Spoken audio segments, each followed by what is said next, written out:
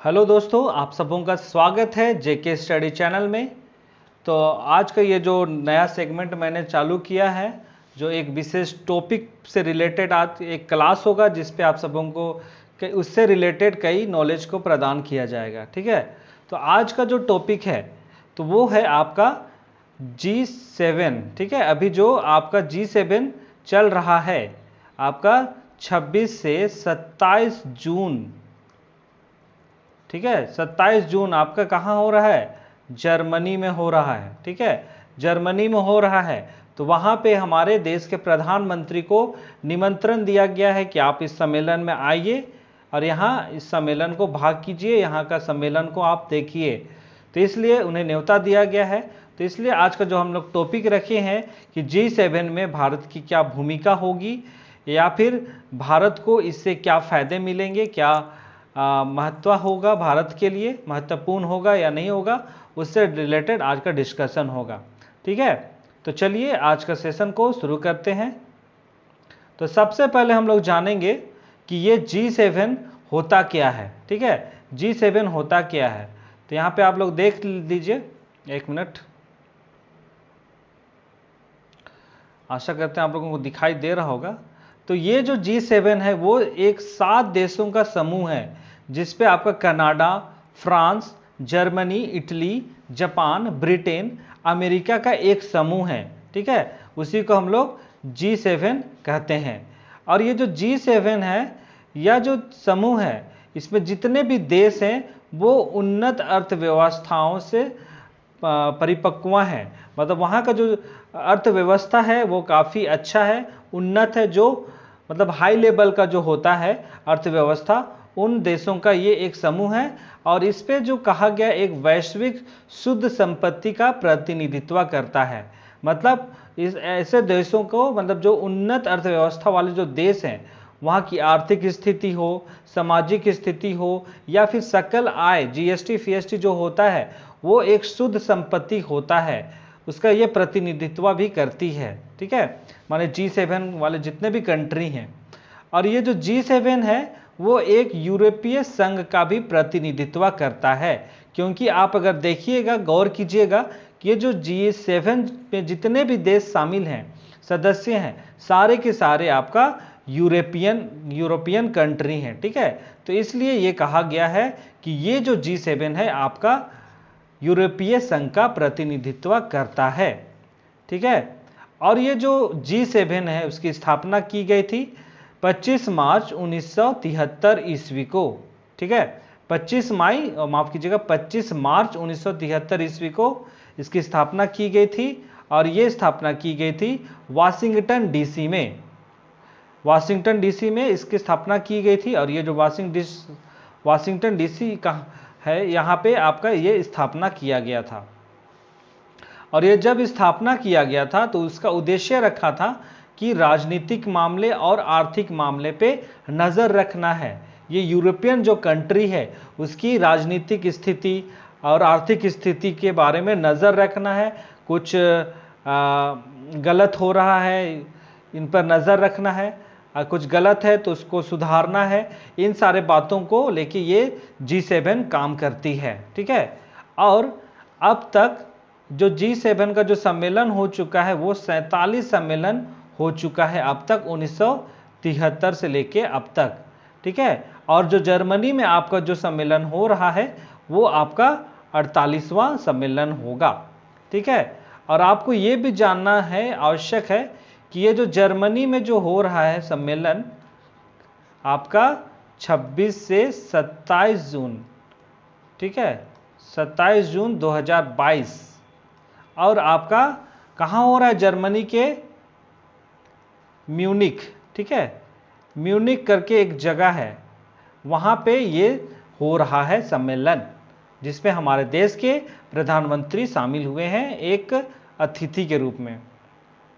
तो चलिए, अब यहाँ पे हम लोगों के लिए बहुत महत्वपूर्ण चीज़ होगा कि ये जो सम्मेलन है भारत के लिए क्यों महत्वपूर्ण होगा, ये आपको जानना अति आवश्यक है।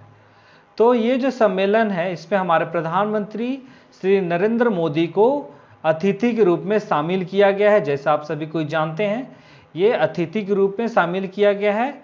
और इस सम्मेलन में हमारे देश भारत के साथ साथ अर्जेंटीना, इंडोनेशिया, दक्षिण अफ्रीका, यूक्रेन जैसे देशों को भी इसमें शामिल किया गया है एज ए निमंत्रण, एज ए गेस्ट।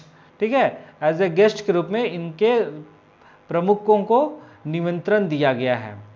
और इस सम्मेलन में जितने भी निमंत्रित देश हैं, इंडोनेशिया, अर्जेंटीना, दक्षिण अफ्रीका, यूक्रेन, तो ये सब देशों के साथ हमारे प्रधानमंत्री नरेंद्र मोदी एक बैठक भी करेंगे।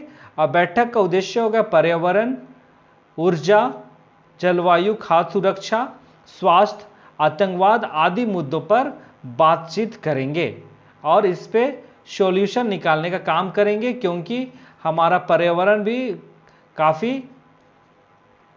काफ़ी नष्ट हो चुका है और जो जलवायु है वो भी काफ़ी परिवर्तन हो गया है। ठीक है, जलवायु परिवर्तन भी देखने को मिलता है और खाद्य सुरक्षा, खाद्य की भी कमी होने लगी है। हमारे मतलब जो भी हमारे दुनिया है, संसार है, उस पर भी खाद्य की परेशानी उत्पन्न हो गई है। हमारे देश में भी खाद्य की समस्या है और स्वास्थ्य को लेके, स्पेशली स्वास्थ्य को लेके विशेष बातचीत होगा हमारे देश का।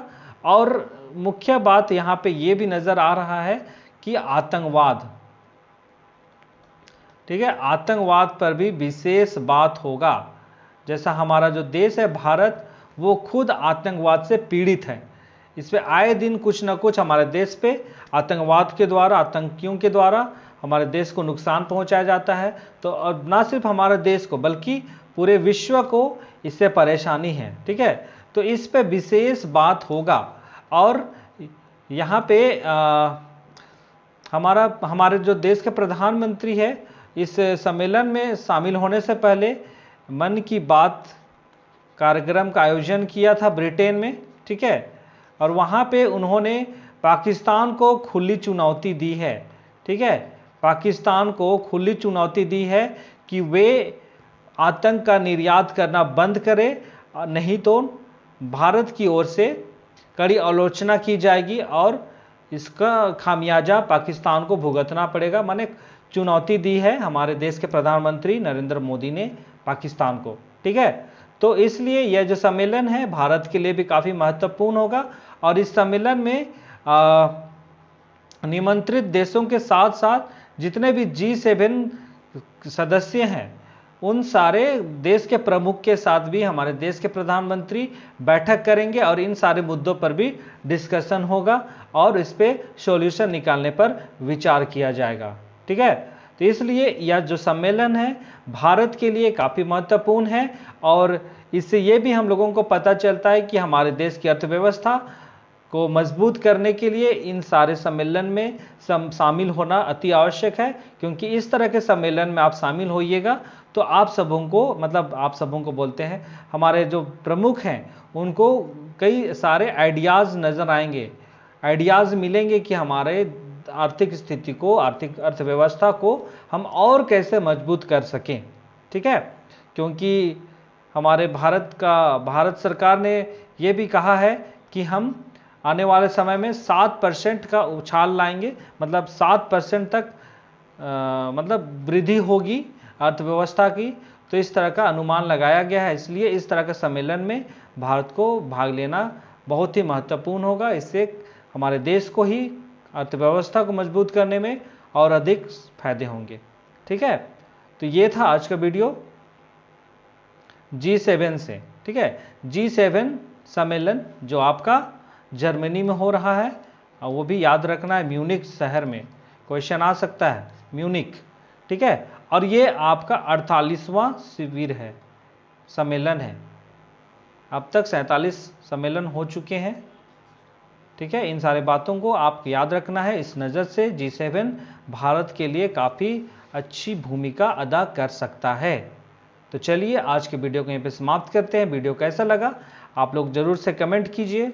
अगर वीडियो पसंद आया तो भी कमेंट कीजिए, नहीं पसंद आया तो भी सजेशन तौर पे आप कमेंट कीजिए। तो चलिए आज के सेशन को यहीं पे समाप्त करते हैं।